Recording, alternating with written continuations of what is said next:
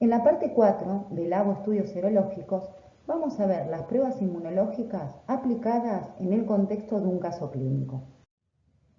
Llega a la consulta Rocco, un felino común europeo de 7 años de edad, macho. El motivo de la consulta es que lo traen por decaimiento y anorexia. En la anamnesis, los propietarios relatan que lo adoptaron hace 6 meses, lo castraron luego de completar el plan sanitario, no convive actualmente con otros animales, pero a veces escapa por las noches a los techos. Hace aproximadamente un mes lo llevaron a la veterinaria por un cuadro similar. Le hicieron estudios de laboratorio que incluían hemograma, bioquímica sanguínea y pruebas rápidas para enfermedades virales. En este caso, para aquellas producidas por el virus de la inmunodeficiencia felina y por el virus de la leucemia felina. Lo único que encontraron fue un microorganismo en sangre por el cual fue tratado con antibióticos y corticoides, presentando mejoría clínica. Un dato importante que podemos recolectar de la anamnesis es la realización de las pruebas rápidas para estas enfermedades virales. Seguramente las han realizado porque los hábitos callejeros se consideran un factor de riesgo para contraer las mismas. Y otro dato importante que podemos ver acá es este microorganismo en sangre que habían encontrado en los estudios de laboratorio. Al ser tratado con antibióticos y corticoides, podríamos suponer que se trataba de los agentes que producen anemia hemolítica infecciosa en gatos, como micoplasma. Y ustedes preguntarán por qué corticoides. En general el tratamiento indicado son los antibióticos, a los cuales son sensibles, pero a veces, para frenar un poco la respuesta hemolítica, está indicada la administración de corticoides. Al examen clínico encontramos actitud deprimida, palidez e ictericia en mucosas y pabellones auriculares, como se puede ver acá en la imagen, temperatura 39,8 y condición corporal regular. En base a la anamnesis y a los hallazgos del examen clínico, el veterinario se plantea como diagnóstico presuntivo nuevamente una recidiva de la anemia hemolítica infecciosa. ¿Por qué? Por la palidez que nos está indicando anemia, ya que este animalito Rocco no parece estar en shock, así que esa palidez de mucosas la atribuiríamos a una anemia, y por el cuadro de ictericia sospecha que puede ser una ictericia prehepática, es decir, producida por un cuadro hemolítico. Infección por virus inmunosupresores, justamente por la recidiva del cuadro. Si fue tratado correctamente, esta recidiva nos hace pensar que Rocco o el sistema inmune de Rocco no está inmunocompetente. Y por la signología solamente de ictericia no podríamos confirmar que se trate de una ictericia prehepática. Entonces, dentro de los presuntivos, aunque en menor medida, pensaríamos también en un cuadro de colangiopatitis o lipidosis, que iremos descartando o acercándonos al diagnóstico con los estudios complementarios que ustedes ven acá que se van a solicitar, que es extraer sangre para hemograma, bioquímica sanguínea, y se piensa en repetir o no los estudios de BIF y BILEF. Cuando llegan los resultados de los estudios complementarios, podemos ver que efectivamente hay un cuadro de anemia que es no regenerativa. ¿Por qué? Porque el porcentaje de reticulocitos corregidos es menor a 2. Hay trombocitopenia, y podríamos hablar de que es una trombocitopenia real y no una pseudotrombocitopenia, porque en las observaciones no vemos que nos informen sobre acúmulos plaquetarios. Y con respecto a los leucocitos, vemos que si bien están dentro del rango de referencia, con un valor de 5.900, están en la parte más baja del rango de referencia, con una fórmula normal para la especie. Y en las observaciones podemos ver que la sospecha del clínico se confirma porque se le informa presencia de cocobacilos adheridos a la superficie de los glóbulos rojos compatibles con micoplasma, como se pueden observar acá en la imagen. En las pruebas bioquímicas vemos que la función renal, evaluada mediante la determinación de uricreatinina, se encuentra normal, las proteínas y albúminas también, y vemos que las enzimas hepáticas como la LT, que indica permeabilidad o alteraciones de la permeabilidad o que indica integridad celular de los hepatocitos, se encuentra dentro del rango de referencia, y las que indican colestasis, como la gamma GT o la FAS, también se encuentran dentro del rango de referencia, por lo que descartaríamos en esta instancia la sospecha del diagnóstico presuntivo de colangiohepatitis o lipidosis. Y confirmaríamos lo de la anemia hemolítica infecciosa por el informe de las estructuras compatibles con micoplasma, en el marco de la anamnesis del animal y de los hallazgos clínicos que fuimos viendo en el examen. Ahora, la pregunta es, ¿deberíamos repetir los estudios inmunológicos? Es decir, las pruebas rápidas para BIF y BILEP. Seguramente dijeron que sí. Y ahora vamos a ver las razones, los posibles resultados que podríamos haber obtenido y la interpretación. Analicemos un poquitito si lo que tuviera Rocco fuera BILEF. Ustedes recordarán que es un retrovirus que se transmitía principalmente por contacto directo a través de secreciones como la saliva. Y acá incluimos las peleas, mordidas, pero también el contacto prolongado en gatos que viven en armonía en una casa, por ejemplo por lamidos. También se dice que se puede contagiar por compartir bebederos o comederos.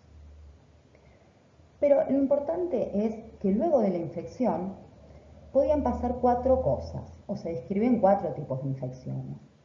Una es la abortiva, la que vemos acá, en la que el virus ingresa, se replica en el tejido linfoide de la zona orofaringea, pero nunca hace viremia. El organismo, el felino en este caso, desarrolla una respuesta inmune, humoral y celular y logra controlar la infección, o sea, la elimina.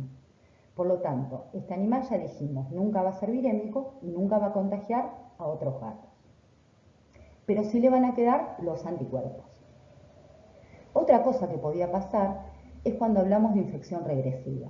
Es decir, el virus ingresa, se multiplica en el tejido linfoide, ya no solo de la zona orofaringea, sino también en el tejido linfoide de los linfonodos, vaso, y hace una viremia que le decimos viremia primaria o inicial.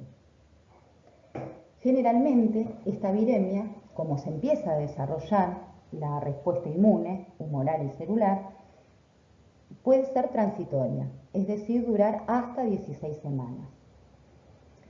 Y el animal se creía antes que podría eliminar la infección.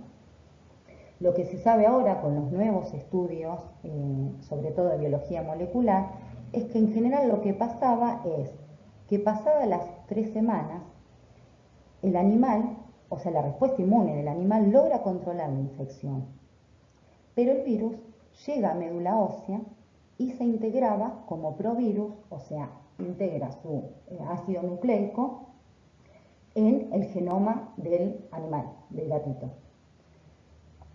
Y como la respuesta inmune se había desarrollado, la viremia cesa, es decir, no hay replicación viral, como vemos acá en el ejemplo de este gatito.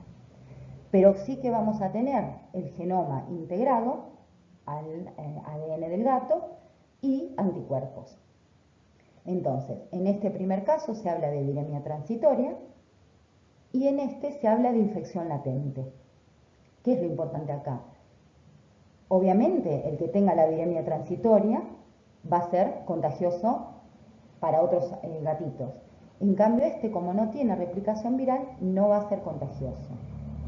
¿Qué puede pasar con esta infección latente? Que se reactive, como vamos a ver después a continuación.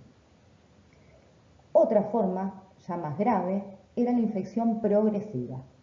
En este caso, al igual que en la infección regresiva, el virus ingresa, se replica y se disemina por todo el organismo, obviamente infecta a médula ósea, y ya desde la médula ósea se habla de una viremia secundaria porque van a salir las células infectadas y va a continuar la replicación viral.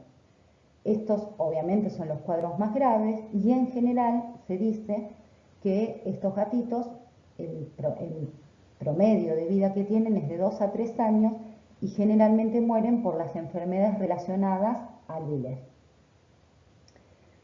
Y otra forma también, no tan común como la progresiva y la regresiva, es la que se le dice focal o atípica. Es en aquellos casos donde el virus ingresa, se replica, pero en tejidos protegidos del sistema inmune, como puede ser el ojo, la vejiga o la glándula mamaria. Se le dice atípica porque cuando hay replicación viral podríamos detectar por medios de pruebas que busquen el antígeno viral a estos animales, pero si no hay replicación no la podríamos detectar. Bien, y ustedes preguntarán para qué vimos todo esto. Bueno, es importante porque recordando las pruebas diagnósticas que tenemos disponibles para detectar estas infecciones son ELISA e inmunocromatografía. Nombro las dos porque en realidad se trata de pruebas rápidas que depende de la metodología que usen, o sea, del laboratorio que elijan comprarla, va a ser ELISA o una inmunocromatografía. Pero en general todas detectan antígenos, que en general también se basan en la proteína de la cápside vírica P27.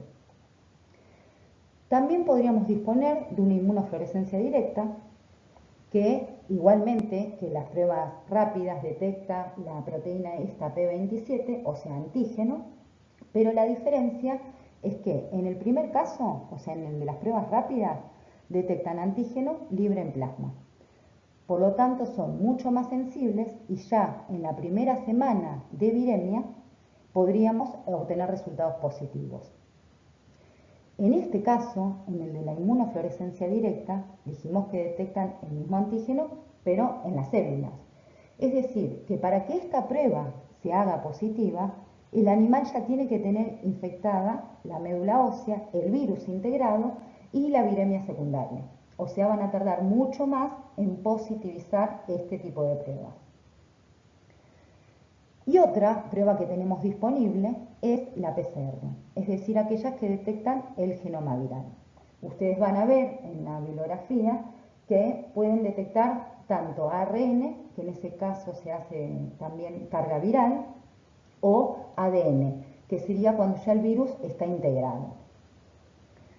Ahora, como verán, no se usa el diagnóstico por detección de anticuerpos. ¿Por qué? Por lo que vimos en el tipo de infecciones. En este caso teníamos anticuerpos y el animal logró eliminar la infección. O en este caso de la infección latente, tenemos anticuerpos, pero no hay replicación viral. O sea que no nos serviría saber que tiene anticuerpos y es un animal que no contagia.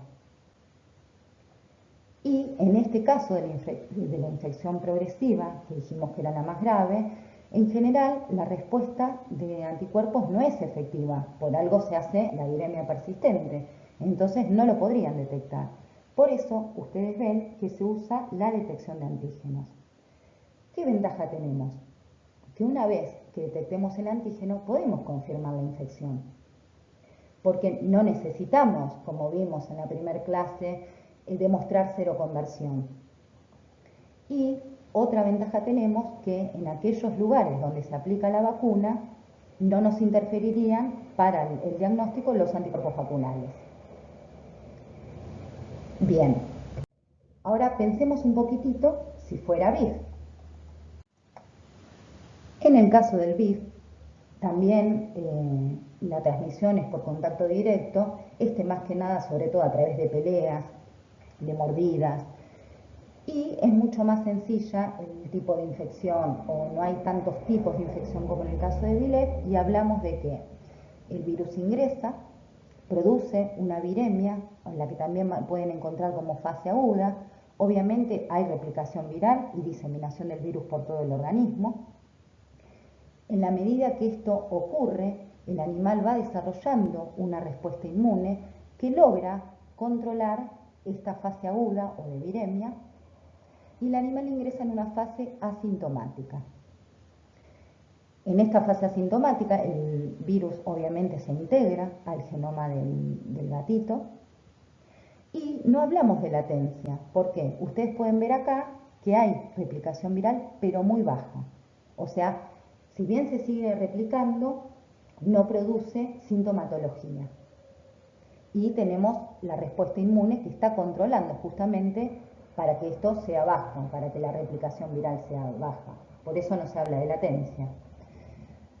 Y como esto puede durar de meses a años, el gatito puede ingresar en la última fase, que se llama de inmunodeficiencia, en la que, bueno, no lo mencioné, pero una de las células blanco que afecta al BIF son los linfocitos CD4.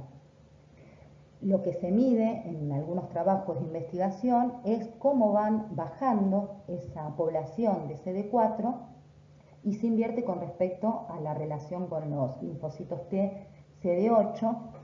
Cuando ya es muy baja la cantidad de CD4 que tienen, entran en esta fase de inmunodeficiencia, en la que obviamente van a tener las enfermedades asociadas a BIF, o sea, aquellas asociadas a inmunosupresión. Para el diagnóstico de BIF también disponemos de pruebas inmunológicas y en este caso sí hablamos de pruebas serológicas. ¿Por qué? Porque como las proteínas de BIF son muy antigénicas, el animal desarrolla una respuesta inmune que ustedes vieron que se mantiene en casi todas las fases. ¿Dónde podrían tener algún inconveniente? Y por ahí en esta fase de inmunodeficiencia, porque la población inmune decae tanto que no tenemos quien desarrolle justamente esa respuesta. Pero tenemos otros métodos que nos van a ayudar, como el de PCR. Entonces, tenemos también las dos metodologías disponibles en pruebas rápidas, ELISA e inmunocromatografía, que detectan los anticuerpos desarrollados contra alguna de estas proteínas, de la cápside o de la envoltura. En general se usa esta de envoltura que es GP40. Y en los casos de investigación o donde se quiera confirmar o se requiere un poquitito más de especificidad, se puede usar una prueba mucho más específica que es Western blot, que detectan anticuerpos para cada proteína individual. Pero en general las que más se usan son estas pruebas rápidas y para el PCR, que también podemos detectar el genoma viral tanto de ARN como de ADN, es decir, el provirus o el ADN viral integrado. ¿Qué ventajas tiene? Que, por ejemplo, en las fases de inmunodeficiencia, donde dijimos que el nivel de anticuerpos puede ser bajo, yo puedo hacer una PCR, que se hace a partir de sangre porque las células ya salen infectadas, y detectar con una prueba más sensible la infección en este gatito. Dicho esto, o haciendo esta salvedad, nos preguntamos entonces qué pudo haber pasado con Rocco. Bueno, una posibilidad, pensando en Vilef, es que haya estado en una etapa de infección regresiva con infección latente y que la integración del provirus causó desórdenes mielosupresivos. ¿Por qué digo la integración del virus causó desórdenes mielosupresivos? Porque si recordamos, en la infección latente no había replicación viral. Entonces, ¿por qué nos está causando signología algo que no se está replicando? Bueno, justamente a veces la integración del provirus en el genoma del animal se produce al azar. Y dentro de ese azar puede ser en vías de señales de regulación de células como las del sistema inmune. Y eso es lo que causa los desórdenes mielosupresivos. Y obviamente esto conlleva a que aparezcan las enfermedades asociadas a Vilef. Como en el caso de Rocco, explicaría la anemia no regenerativa y la inmunosupresión con la posterior infección oportunista, en este caso por micoplasma. Entonces, respondiendo a la pregunta que nos hicimos al principio, sería necesario repetir las pruebas. ¿Por qué? Porque si la segunda prueba que nos detecta antígeno nos da negativa, ¿qué es lo que pasaría en una infección latente, ya que no tenemos replicación viral? Deberíamos confirmar este diagnóstico o hacer una prueba por PCR. o sea, detectar el genoma viral por PCR. En este caso, elegiríamos aquellas que detectan ADN o el provirus integrado, que es lo que sí tenían los animales en la infección latente. O sea, no tienen replicación viral, pero tienen el ADN integrado. Y esa sería la utilidad de volver a repetir esto, que lo único que nos dice es que no hay antígeno viral, o sea, no hay replicación, y con esta prueba podemos detectar que el animal está infectado. Otra posibilidad menos frecuente es que sea una infección regresiva con una infección latente y que se haya reactivado por la administración de los corticoides. Recordemos que en la anamnesis teníamos el dato que se le habían administrado, además de antibióticos, corticoides. Esta reactivación hace que valga la redundancia, se reactive la replicación viral y con ello las enfermedades asociadas al VILEF, la anemia no regenerativa y las infecciones oportunistas. ¿Por qué digo menos frecuente? Se dice que a mayor tiempo que el animal esté con esta infección latente, es menos probable que la podamos reactivar. ¿Por qué? Porque si bien el virus no se está replicando, se va heredando de una célula a otra. Pero en ese pasaje, por decirlo de alguna manera, va perdiendo la integridad de su genoma y eso hace que después no pueda reactivar su replicación. Ojo, digo que es menos frecuente, pero que no es imposible, porque si la infección latente dura poco tiempo, en general dicen que dentro del año se puede reactivar, o dentro de los 3 meses. En este caso, si hubiese sucedido eso, que se reactiva la replicación viral, la segunda prueba que detecta antígeno no se habría dado positiva. Si quisieran hacer PCR se puede hacer, pero con la signología, y son pruebas bastante específicas, las pruebas rápidas, no sería necesario repetir o confirmarlo por PCR, aparte porque está detectando antígeno.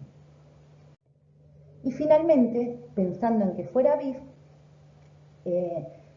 podríamos haber pensado que está en la fase de inmunodeficiencia, que estamos ya en una etapa de disfunción del sistema inmune con afectación de la médula ósea y por eso la inmunosupresión que explicaría las enfermedades asociadas a VIF como la anemia no regenerativa y la infección oportunista.